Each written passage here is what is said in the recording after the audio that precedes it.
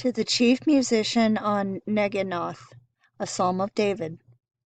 Hear me when I call, O God of my righteousness. Thou hast enlarged me when I was in distress. Have mercy upon me and hear my prayer. O ye sons of men, how long will ye turn my glory into shame? How long will ye love vanity and seek after leasing? Selah.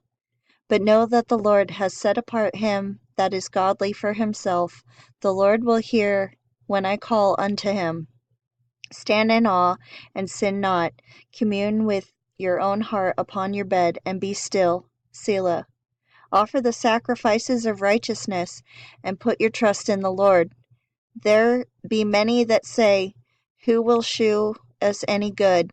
Lord, lift thou up in the light of thy countenance upon us.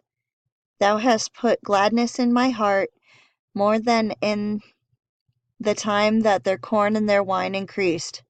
I will both lay me down in peace and sleep, for thou, Lord, only makest me dwell in safety.